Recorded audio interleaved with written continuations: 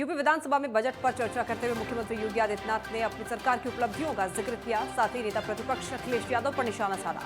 वहीं उनके चाचा शिवपाल सिंह यादव पर विनम्र रहे और कहा कि हम आपके संघर्षों का सम्मान करते हैं।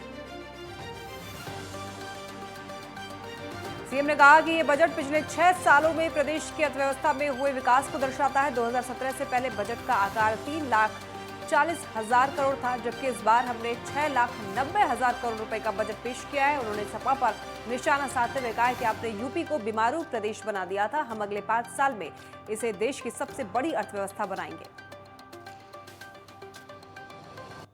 मुख्यमंत्री ने विपक्ष को घेरते हुए कहा कि हमने लघु और कुटीर उद्योगों को बढ़ावा देने के लिए 1 डिस्ट्रिक्ट 1 प्रोडक्ट दिया है, आपने 1 डिस्ट्रिक्ट 1 माफिया दिया था।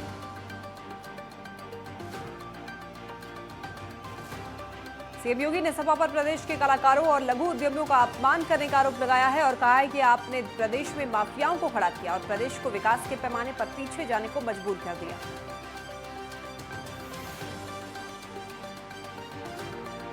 सीएम योगी ने विधानसभा में नेता प्रतिपक्ष अखिलेश यादव की नामौजूदगी पर निशाना साधते हुए कहा कि हर समस्या के सामने 2 रास्ते होते हैं, एक निदान के लिए भाग लो या फिर समस्या देखकर ही भाग लो। जैसे अभी नेता प्रतिपक्ष की कुर्सी खाली है, वैसे ही प्रदेश की पूर्ववर्ती सरकार समस्याओं से अपना पीछा छुड़ाकर भाग लेती थी। मुख्यमंत्री ने कहा कि मुझे बताते हुए प्रसन्नता है, यूपी हमारा राज्य आज रेवेन्यू सरप्लस स्टेट है। हमारे पास आज के दिन बड़ा राजस्व लोक कल्याण का आधार बन रहा है, गरीबों, किसानों, माताओं और बेटियों के कल्याण का आधार बन रहा है, वर्ल्ड क्लास इंफ्रास्ट्रक्चर डेवलप करने का आधार बन रहा है।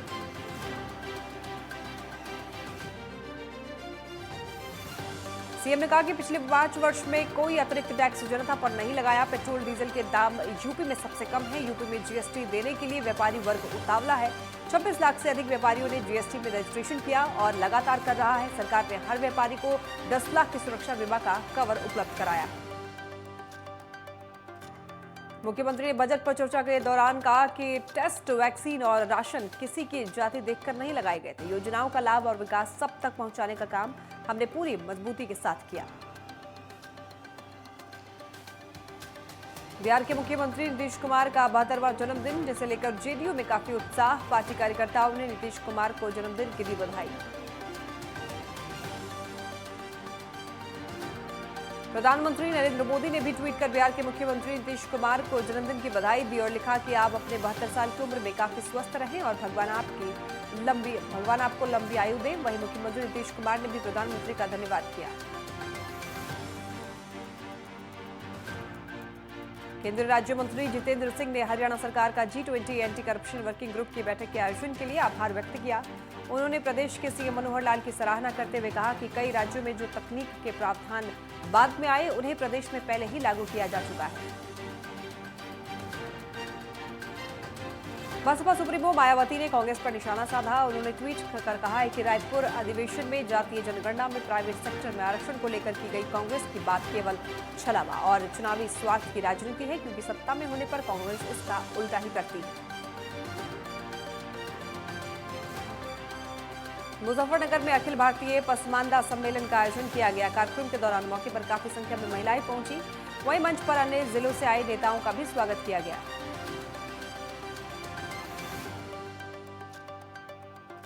उत्तराखंड में आगामी अप्रैल माह से 4 धाम यात्रा शुरू होने जा रही है, लिहाजा यात्रा से पहले ही पुलिस भी अपनी तैयारियों में जुटी हुई है।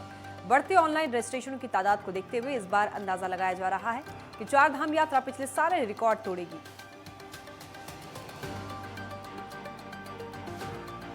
डीजीपी अशोक कुमार का कहना है कि इस बार हमने यात्रा को सफल और बेहतर बनाने का और प्रयास किया। 2000 से ज्यादा पुलिसकर्मी 4 धाम यात्रा मार्गों पर तैनात किए गए। साथ ही 28 एसडीआरएफ की टीमें भी जगह जगह तैनात हुई। 16 जगहों पर जल पुलिस की टीम भी तैनात है। देहरादून बार एसोसिएशन की कार्यकारिणी के चुनाव में इस बार अध्यक्ष पद पर 4 बार के सचिव रह चुके अनिल शर्मा का कब्जा रहा। अनिल शर्मा ने राजीव शर्मा को 286 वोटों से हराकर अध्यक्ष पद पर कब्जा किया। अनिल शर्मा को 1237 वोट मिले, जबकि बंटू को 951 वोट मिले। तीसरे नंबर पर रहे आलोक गिलियाड़ को 284 वोटों से संतोष करना पड़ा।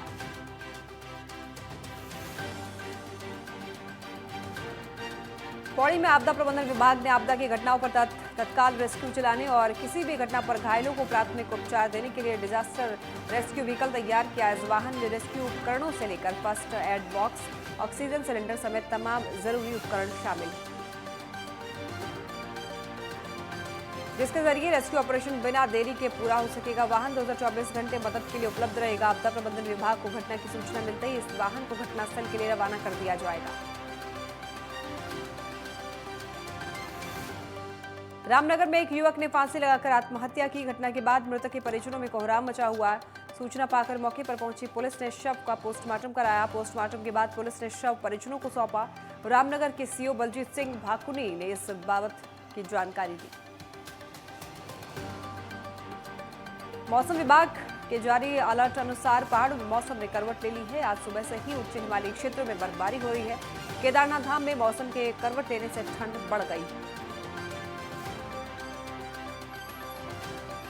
ऊपरी हिमालयी क्षेत्रों में जारी बर्फबारी से निचले इलाकों में मौसम ठंडा हुआ। सुबह से ही आसमान में सफेद बादल छाए हुए हैं। मौसम में परिवर्तन हो जाने से बारिश की संभावना बनी हुई है। मौसम के करवट लेने का असर यात्रा व्यवस्थाओं पर पड़ने लगा है। केदार घाटी के हिमालयी क्षेत्रों में बर्फबारी का आगाज हुआ। वहीं निचले क्षेत्रों में सर्द हवाओं के चलने से संपूर्ण केदार घाटी शीतलहर की चपेट में आई। हिमालयी क्षेत्रों में बर्फबारी होने से पर्यावरणविदों के चेहरे खिल उठे हैं।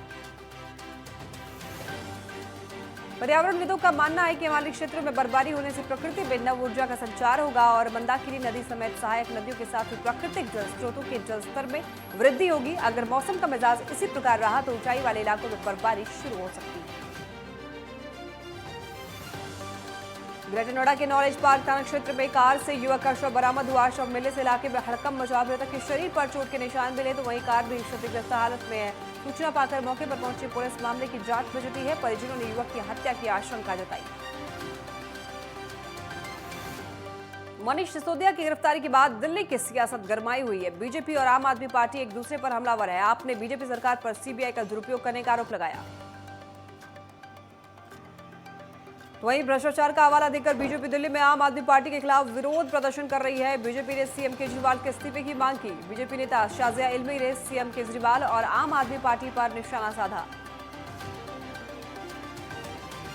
अंबाला रेलवे स्टेशन की तस्वीर अब बदलने वाली है। अंबाला रेलवे स्टेशन पर विज्ञापन के लिए 69 एलईडी लगाई जा रही है। अब विज्ञापन के साथ साथ यात्री अपने टिकट, समय और स्थान भी एलईडी पर देख सकेंगे। राज्य भर के चिकित्सकों ने जाजा और आईएमए के आह्वान पर 24 घंटे का कार्य बहिष्कार कर रखा है। इसे लेकर बोकारो में भी स्वास्थ्य सेवा पूरी तरीके से ठप है। चिकित्सकों ने सदर अस्पताल बोकारो पहुंचकर विरोध जताया और राज्य सरकार से मेडिकल प्रोटेक्शन बिल लागू करने की मांग की।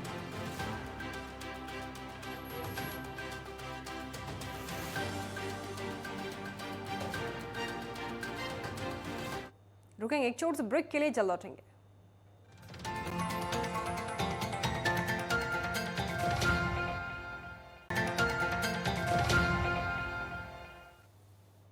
ब्रेक के बाद आपका स्वागत है। रुक करेंगे संगम एक्सप्रेस में बाकी खबरों की ओर। फरीदाबाद के बाकरी गांव में एक विवाहिता की हत्या का मामला सामने आया है। मृतक के परिजनों ने ससुराल पक्ष पर दहेज को लेकर विवाहिता की हत्या का आरोप लगाया। परिजनों की शिकायत पर पुलिस ने ससुराल पक्ष के 11 लोगों के खिलाफ मामला दर्ज कर कार्रवाई शुरू कर दी। शामली कलेक्ट्रेट में रविंद्र कुमार ने जिलाधिकारी का चार्ज लिया और इस दौरान अधिकारियों ने गुलदस्ता भेंटकर नवागत डीएम का स्वागत किया। डीएम का कहना है कि शिक्षा, चिकित्सा, रोजगार सृजन पर विशेष ध्यान दिया जाएगा। इसके अलावा जिले की समस्याओं को समझा जाएगा और उनका निस्तारण किया जाएगा। उत्तराखंड में बढ़ते नशे के प्रचलन और उससे होने वाले नुकसान के लिए युवाओं को जागरूक करने के लिए जनपद मुख्यालय में वीडियो एल्बम रिलीज की गई, जिसमें दिखाया गया कि किस प्रकार नशे का आदी व्यक्ति अपना घर, परिवार सब कुछ बेच देता है। इस मौके पर नगर पालिका अध्यक्ष रमेश सेमवाल ने लोगों से अपील की है कि नशे से समाज को बचाने के लिए लोक गायकों और पत्रकारों को समाज में एक बड़ी मुहिम छेड़नी चाहिए। लोक गायक एवं संगीतकार ने सभी लोगों का आभार जताया और समाज में फैली हर समस्या को अपने गीतों से आगे लाने की बात कही। ग्वालियर में हुई स्कूल बस दुर्घटना के बाद ट्रैफिक विभाग सतर्क हुआ। यातायात पुलिस ने किसी भी दुर्घटना को रोकने के लिए स्कूल बसों की जांच का अभियान शुरू किया। ट्रैफिक पुलिस ने कंपू में सर्चिंग अभियान के तहत बिरला नर्सिंग कॉलेज बस की चेकिंग की, जिसमें क्षमता से अधिक बच्चे बैठे मिले। हिंगोली में मौसम के बदलाव के बाद शिक्षा विभाग ने स्कूलों के लिए नया आदेश जारी किया है। अब आने वाले समय में सभी स्कूल का समय सुबह 7 बजे से लेकर 12 बजे तक किया गया है। इसी के साथ स्कूल के छात्रों को स्वास्थ्य को लेकर के सतर्कता बरतने के लिए भी कहा गया है। ग्वालियर में एक नाबालिग ने अपने बाल विवाह को रोकने के लिए घाटी गांव पुलिस से पोस्टेड लेटर के जरिए मदद मांगी है और पत्र मिलते ही एसडीओपी संतोष कुमार ने तत्काल मामले को संज्ञान में लिया है। महिला बाल विकास पर्यवेक्षक मनीषा यादव के साथ पुलिस फोर्स ने उम्मेदगढ़ में दबिश दी और सबसे पहले नाबालिग को उसके परिजन के चंगुल से मुक्त कराया। राज्य में डॉक्टरों के साथ हो रहे दुर्व्यवहार के विरोध में शेख भिखारी मेडिकल कॉलेज के सभी सरकारी डॉक्टर और गैर सरकारी डॉक्टर ने 1 दिवसीय हड़ताल की घोषणा की है। बांदा जेल में आधी रात को डीएम और एसपी ने भारी पुलिस बल के साथ छापेमारी की। अचानक आधी रात को जेल में छापे से हड़कंप मचा। बांदा की इस जेल में पूर्वांचल का डॉन माफिया मुख्तार अंसारी बंद है। लगभग 2 घंटे से ज्यादा बांदा पुलिस में जेल की सुरक्षा व्यवस्था और खासकर जिस बैरक में मुख्तार बंद है उसकी सघन चेकिंग की फिलहाल पुलिस को कोई आपत्तिजनक वस्तु बरामद नहीं हुई।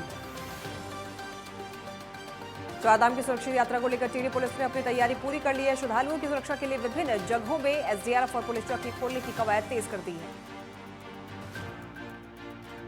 टिहरी एसएसपी नवनीत बुल्लर ने बताया कि पुलिस की ओर से चारधाम यात्रा को लेकर सभी तैयारियां पूरी कर ली गई। यात्रा के दौरान जिले के विभिन्न यात्रा मार्गों पर 6 एसडीआरएफ की टीम तैनात रहेगी। बचेरी खाल और जाजल में आपदा चौकी खोली गई है। साथ ही चिरबटिया में भी एक सीजनल चौकी भी कार्य करेगी। गोपालगंज में जिलाधिकारी ने एक प्रेस कॉन्फ्रेंस का आयोजन किया। इस मौके पर उन्होंने बताया कि बिहार विधान परिषद और शिक्षा निर्वाचन 2023 के लिए निर्वाचन आयोग ने प्रेस नोट जारी कर दिया है और इस तहत चुनाव में शामिल होने वाले उम्मीदवार 6 मार्च तक अपना नॉमिनेशन करवा सकते हैं। चुनाव 31 मार्च को सुबह 8 बजे से 4 बजे तक किया जाएगा। चुनाव के लिए उम्मीदवारों का नॉमिनेशन और मतगणना का काम छपरा में संपन्न किया जाएगा। इसी के साथ सारण शिक्षण निर्वाचन के लिए भी मतदान किया जाएगा। इस